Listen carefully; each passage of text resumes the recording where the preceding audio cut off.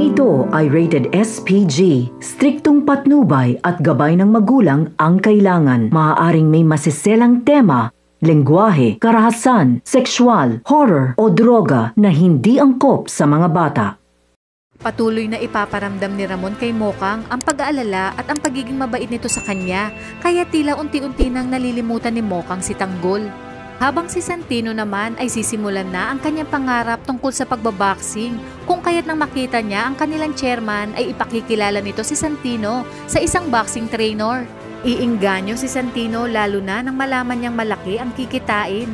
Sinabi niya sa kanyang sarili na papatunayan niya sa kanyang tatay Rigor na kaya niyang maiahon ang kanilang pamilya sa kahirapan sa tulong ng kanyang pangarap na pagbaboxing. Sa kabilang banda, itutuloy na ni Agustos ang kanyang planong pagpatay kina Supremo. Tatambangan nila ang sinasakyan nito hanggang ito ay sumabog kung kaya't magkakaroon ng malakas na pagsabog matapos nila itong pagbabarilin.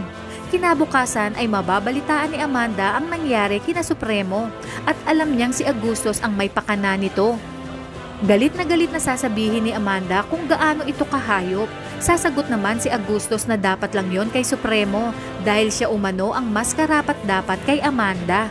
Sa kabilang banda, lalong manggagalaiti sa galit si Bong dahil sa pagtatanggol ni Bubbles kay Tanggol. Kaya gagawin niya ang lahat upang tuluyang mabura sa kanilang landas ang mga batang Quiapo, lalong-lalo na si Tanggol. Ngunit hindi ito hahayaan ni Espinas dahil alam niya ngang may patong na sa ulo si Tanggol. Ginawa niyang trusty si Tanggol upang maging protektado ito.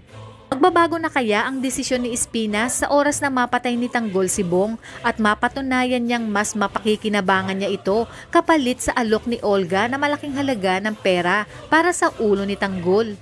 Kaya kung bago ka pa lang sa aking channel ay mag-subscribe ka na at i-click mo na rin ang bell icon para updated ka sa pinakahuling kaganapan sa paborito mong teleserye, ang FPJ's Batang Quiapo.